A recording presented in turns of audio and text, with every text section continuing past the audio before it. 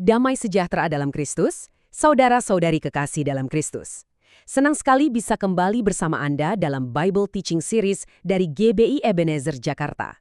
Nah, hari ini kita akan masuk ke sebuah topik yang fundamental. Sebuah pertanyaan yang mungkin pernah kita semua hadapi. Bisakah Alkitab yang kita pegang ini benar-benar dipercaya sebagai catatan sejarah yang akurat? Pasti pernah kan dengar celetukan seperti ini? Mungkin di lingkungan pergaulan, di kampus, atau bahkan saat kita lagi iseng-iseng baca komentar di internet.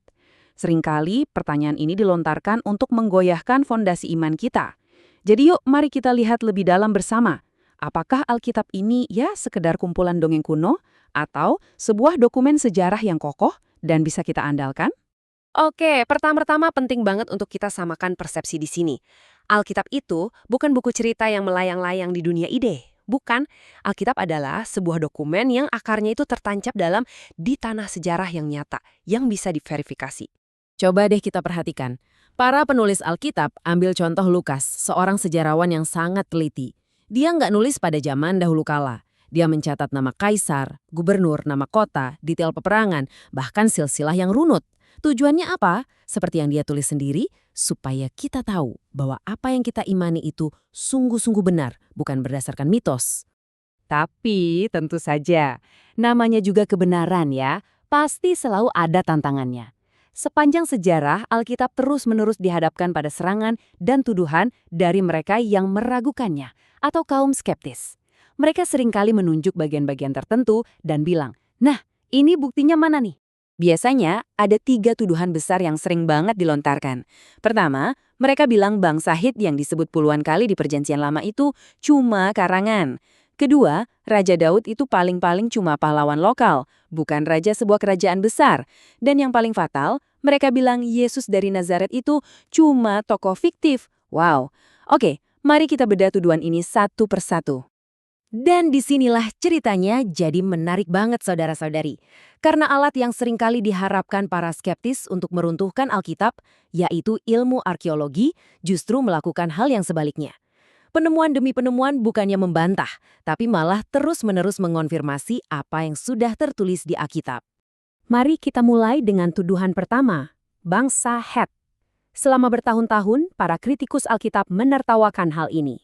Mereka bilang, bangsa sebesar itu kok tidak ada catatannya di mana-mana selain di Alkitab? Ini pasti mitos. Tapi, tunggu dulu sampai tahun 1906.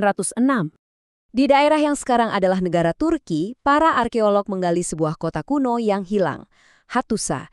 Dan yang mereka temukan di sana, luar biasa. Bukan cuma 1 atau 2 artefak, tapi ribuan lempengan tanah liat.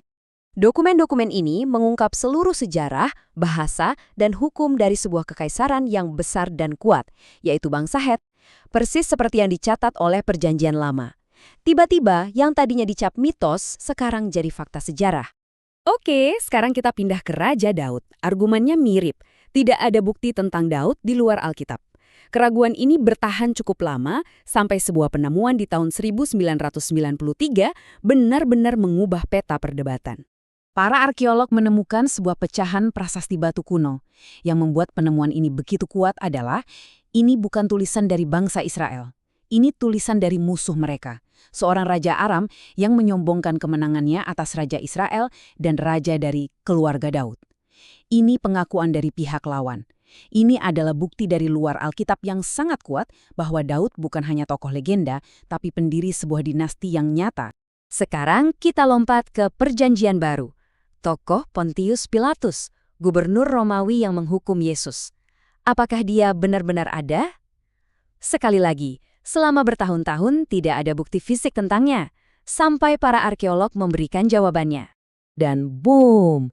Di reruntuhan kota pelabuhan Kaisaria Maritima ditemukan sebuah batu besar.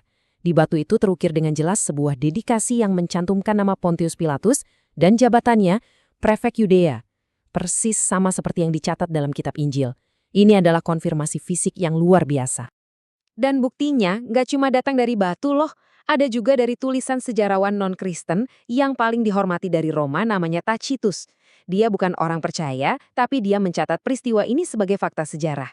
Dia menulis bahwa Kristus dihukum mati oleh Pontius Pilatus di bawah pemerintahan Kaisar Tiberius. Ketika sejarawan sekuler yang netral mengkonfirmasi detail inti dari Injil, Ini bukan lagi soal iman, ini soal fakta sejarah.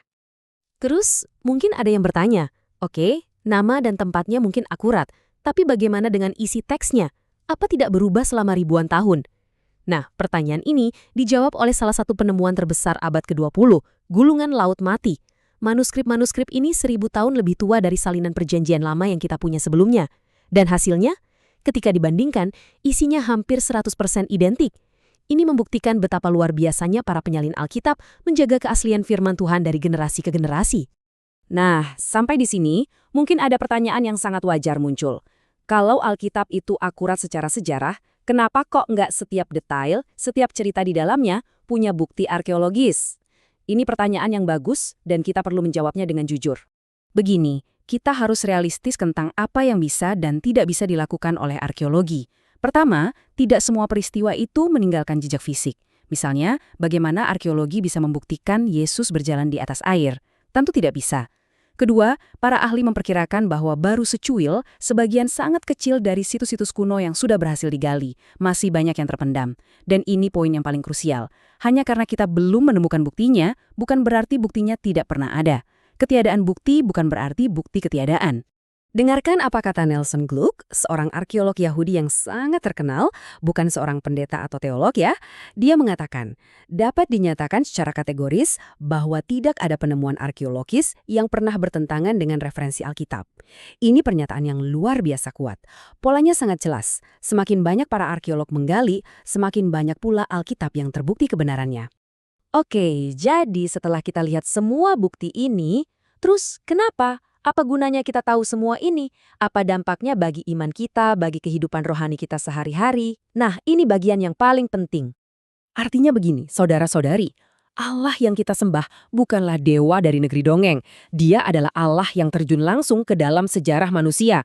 Keselamatan yang kita terima bukanlah berdasarkan ide-ide filsafat yang abstrak, tapi berakar pada peristiwa yang benar-benar terjadi dalam ruang dan waktu, kelahiran, kematian, dan kebangkitan Yesus Kristus.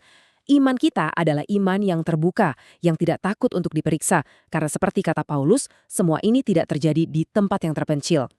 Lalu, apa yang bisa kita bawa pulang hari ini? Ada 3 hal praktis. Pertama, jadilah percaya diri. Jangan minder atau takut kalau ada yang bertanya soal imanmu. Sejarah ada di pihak kita. Kedua, tetaplah seimbang.